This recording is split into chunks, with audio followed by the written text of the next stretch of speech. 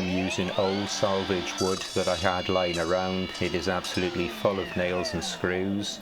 That's why I'm using this Evolution miter saw, because it will cut through them with no problem with the blade that is fitted.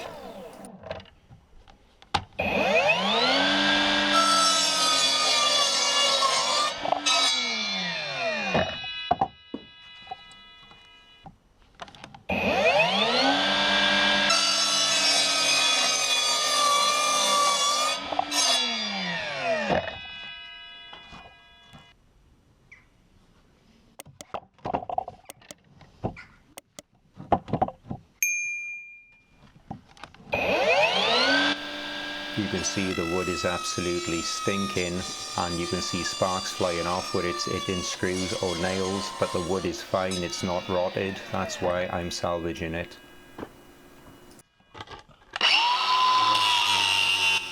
Just using the grinder to cut out the obvious screws or nails that are sticking up. I do try to avoid them with the miter saw, but sometimes I don't see them.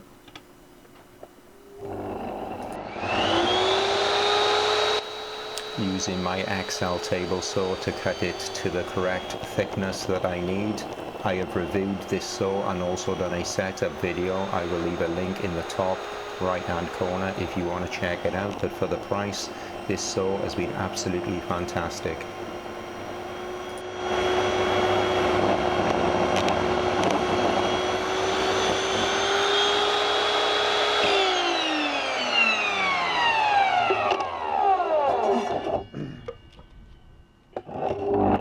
The only problem is this Saxton blade, which is supposed to be multi-material, allowing you to cut through embedded nails. You will see a few sparks flying up where it is catching nails or screws, but at the end of doing this little project, the blade was blunt, so I would not recommend the blade at all.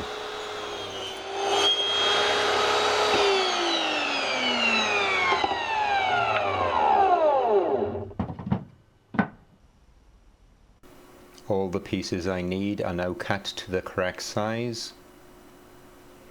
You can actually see the nails and screws that has been cut with the table saw or the miter saw. The miter saw handled them really well, but like I said, the table saw blade went blunt pretty quick, considering it's supposed to be for this kind of work. After cutting the amount of timber I just showed, in all honesty, going through nails was easy, just as good as an Evolution blade. It struggled a lot with screws, but screws are a lot harder than nails. It still feels quite sharp, even though cutting some of the wood without nails in, it seemed to struggle a little bit, to be honest. But it feels reasonably sharp. I'm just looking out to see if I can see any damaged teeth because of the screws. Obviously the saw is not plugged in at the moment.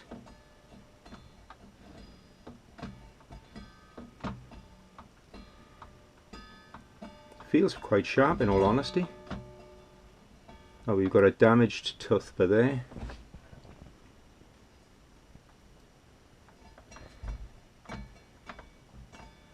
Slightly damaged tooth by there.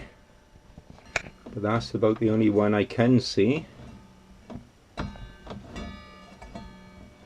Try it later on with some more wood, and I'll let you know then if I recommend this blade.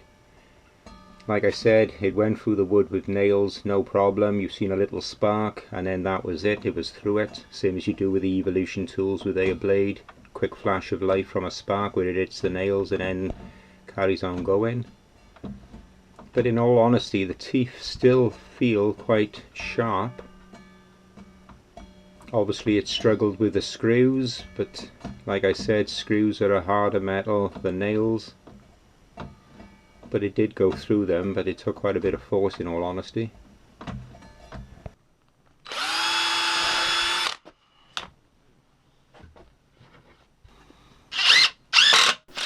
After doing the pilot holes, just screwing the frame together with 100mm screws.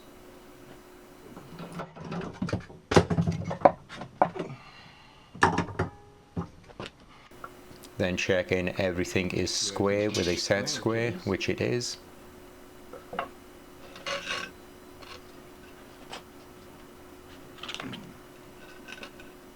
Again, drilling a pilot hole before putting the screw in, as I don't want to split the wood.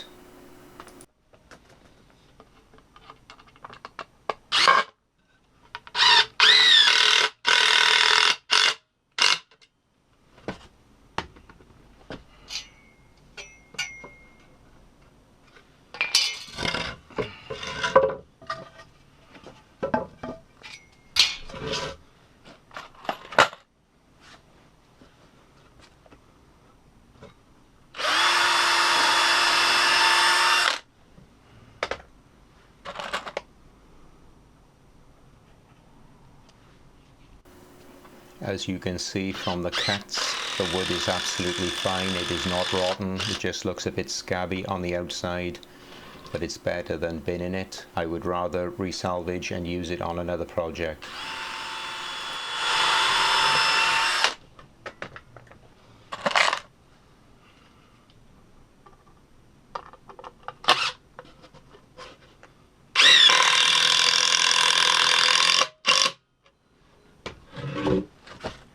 I want about a 2-inch slope on the roof, so I'm going to mark 2 inches.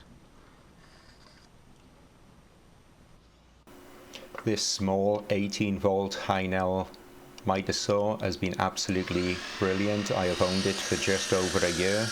There is a full video review and also a setup video on this saw on my channel. I will leave a link in the top right if you'd like to check it out.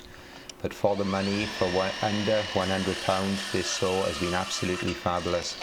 Very accurate and very capable. Right, I've gone for a 15-degree cut.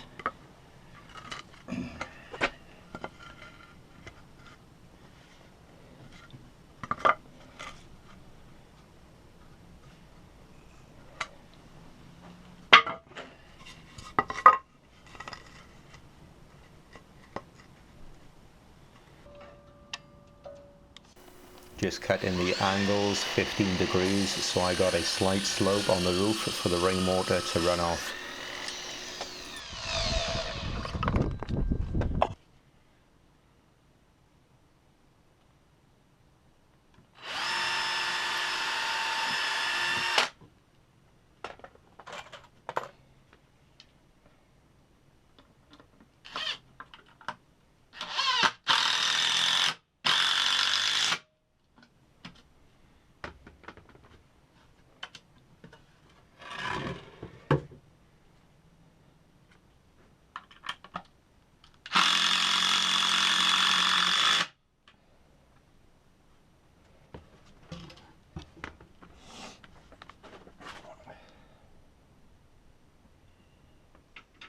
Frame is slowly starting to come together. It's only a small box for the chickens for them to roost in the evening, and also I will put a small box coming off the back for the chickens to lay eggs in, as you will see later in the video.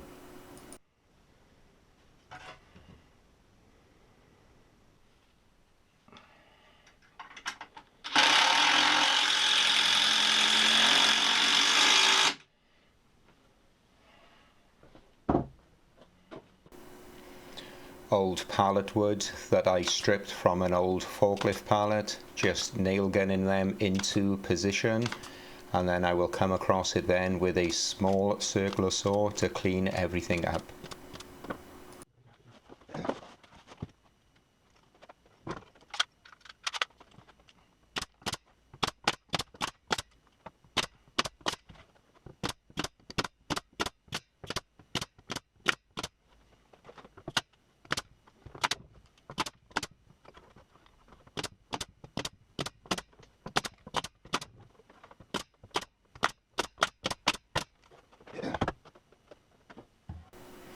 This little Parkside 12-volt circular saw is extremely handy for small jobs like this, and it wasn't very expensive in Lidl's. I think I paid about £25 for it.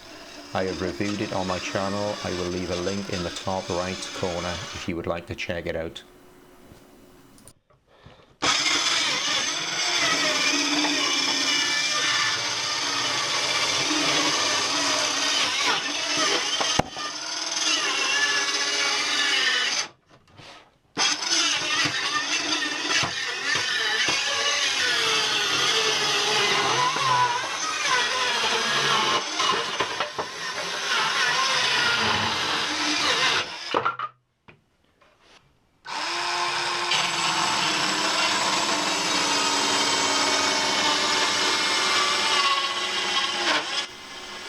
As you can see in the video, it has plenty of power considering it is only a 12 volt. For little jobs like this, I can't fault it.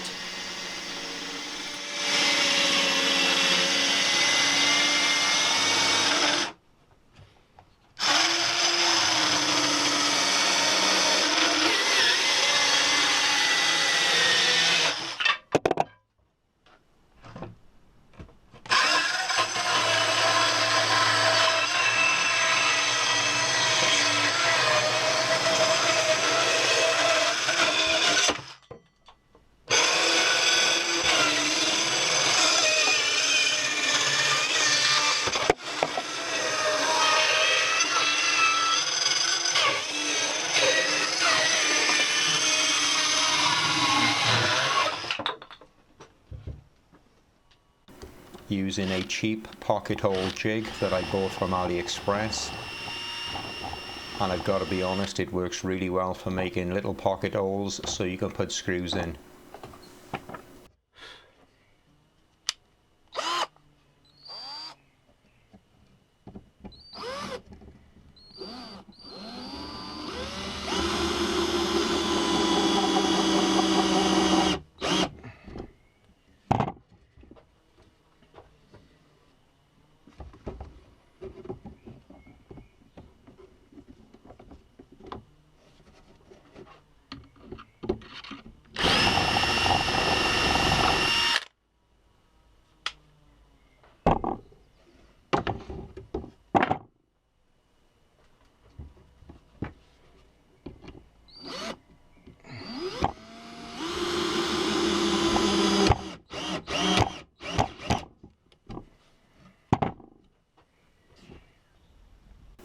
Now making a box to go on the back so the chickens can go in and lay their eggs, so they are out of the way from the main roosting part. Using a bit of D4 waterproof wood glue just for a bit of extra strength.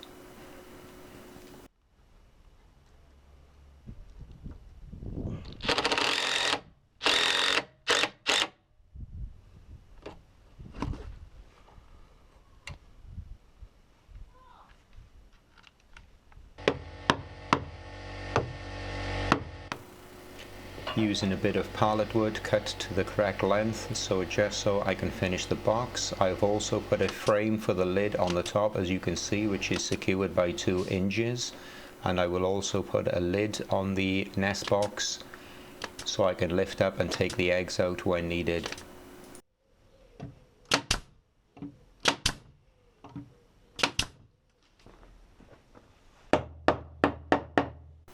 Secured in place by 50mm nails from the nail gun. I'm just tapping down the bits that are sticking out slightly just so everything is flush. Doesn't have to be perfect, it's just a rough box made out of scrap wood and recycled wood, but as long as it's good enough for the chickens, I'm happy.